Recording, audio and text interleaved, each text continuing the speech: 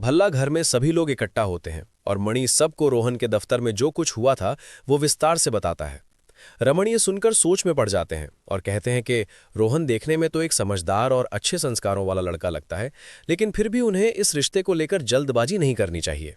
वो चाहते हैं कि हर बात को आराम से समझा जाए और सही समय पर ही कोई फैसला लिया जाए। इशिता भी अपनी बात रखती है और कहती है कि जब रूही ने आलिया से इस बारे में बात करने की कोशिश की तब आलिया ने कुछ भी साफ नहीं कहा। इससे ये समझ आता है कि आलिया खुद अपने मन की बात को लेकर उलझन में है, इसलिए सबसे पहले ये जानना जरूरी है कि वो अंदर से क्या महसूस कर रही है। तभी रमण एक उपाय बताते हैं और कहते हैं कि क्यों ना सभी लोग बाहर भोजन करने जाएं, इससे माहौल बदलेगा और शायद आलिया अपने मन की बात खुलकर कह पाए। शगुन को ये बात अच्छी लगती है और वो कहती है कि रूही को भी साथ ले जाना चाहिए, क्योंकि वो आलिया के सबसे करीब है और उसके सामने वो आसानी से अपनी बात रख सकती है।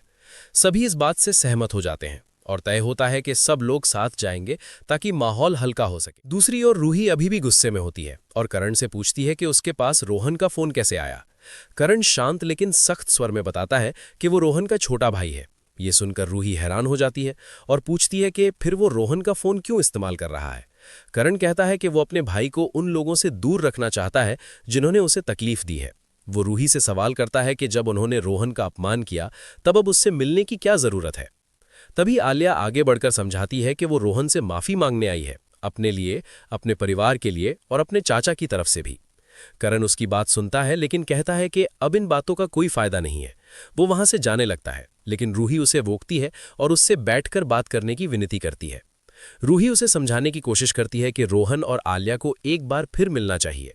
वो कहती है कि रोहन सच में आलिया को पसंद करता है और आलिया को भी अपनी जिंदगी में आगे बढ़ना चाहिए। लेकिन करण गुस्से में आ जाता है और साफ शब्दों में कह देता है कि रोहन अब आलिया से नहीं मिलेगा और यही उसका अंतिम फैसला है।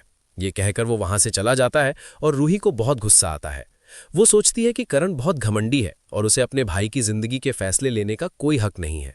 उधर भल्ला घर में रमण, इशिता और शगुन आलिया को बाहर चलने के लिए कहते हैं, लेकिन आलिया मना कर देती है क्योंकि उसका कहीं जाने का मन नहीं होता। तब रमण मजाकिया अंदाज में कहते हैं कि वो घर का खाना खाकर ऊब गए हैं, इसलिए बाहर जाना चाहते हैं। इशिता भी उनका साथ देती है, लेकिन आलिया फिर भी मना करती रहती है। जब सब जाने लगते हैं तब आलिया उन्हें रोकती है और कहती है कि ये सब नाटक बंद करें, फिर वो खुद ही उनके साथ चलने के लिए मान जाती है।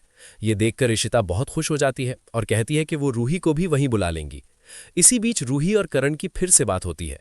रूही कहती है कि उसे अपने भाई के फैसले खुद लेने चाहिए, लेकिन करण कहता है कि वो सिर्फ अपने भाई की भलाई चाहता है। वो आलिया के व्यवहार से बहुत नाराज है और कहता है कि जब रोहन के साथ गलत हुआ तब आलिया ने कुछ नहीं किया और उसने बाद में भी उसकी खबर नहीं ली। वो रूही को चेतावनी देता है कि उसके भाई को फिर से दुख न पहुंचे। तभी इशिता का फोन आता है और वो रूही को बाहर आने के बारे में बताती हैं। रूही मान जाती है और कहती है कि वो सीधे वहीं पहुंचेगी। बाहर भोजन स्थल पर सभी लोग रूही का इंतजार कर रहे होते हैं और रमन कहते हैं कि जब तक रूही आती है तब तक खाना मंगा लेते हैं। तभी एक सेवक आलिया के पास फूल लेकर आता है। आलिया हैरान होकर पूछती है कि ये किसने भेजे हैं और वो इशारा करता है रोहन की ओर। रोहन पास आता है और विनम्रता से कहता है कि उसे पता है कि वो उनके बीच आ गया है, लेकिन वो खुद को रोक नहीं पाया। वो आलिया से पूछता है कि क्या उसे फूल पसंद आए, लेकिन आलिया कुछ नहीं कहती। मणि उसकी तरफ से कहते हैं कि फूल बहुत सुंदर है और रोहन को उनके साथ बैठने के लिए कहते हैं। तभी आलिया कहती है कि उसे भूख नहीं है और वो घर जाना चाहती है। रोहन उसे रोकता है और कहता है कि वो थोड़ा समय दे और उसे समझने की कोशिश करे। वो भरोसा दिलाता है कि वो उसका इंतजार करेगा क्योंकि उसे लगता है कि उनका रिश्ता खास है। इशिता भी आलिया से कहती है कि उस पर कोई दबाव नहीं है और शगुन और मणि भी उसे समझाते हैं कि वो बैठकर खाना खाए ताकि वो रोहन को अच्छे से समझ सके। तभी अचानक ताली की आवाज सुनाई देती है और सभी लोग मुड़कर देखते हैं तो सामने सुधा खड़ी होती है। माहौल अचानक भारी हो जाता है। सुधा तंज कसते हुए रोहन से कहती है कि वो आलिया को प्रभावित करने की कोशिश कर रहा है। इशिता उसे शांत रहने के लिए कहती है और पुराने मामलों को न छेड़ने की बात करती है। रोहन आत्मविश्वास से कहता है कि उसे आलिया के अतीत के बारे में सब पता है और उससे उसे कोई फर्क नहीं पड़ता। उसके लिए सिर्फ आलिया का आज और आने वाला कल मायने रखता है। वो सुधा से वहां से जाने के लिए कहता है, लेकिन सुधा नहीं रुकती। वो कहती है कि प्यार में रोहन ने सच्चाई को ठीक से समझा ही नहीं है। उसके शब्दों से माहौल और भी तनावपूर्ण हो जाता है।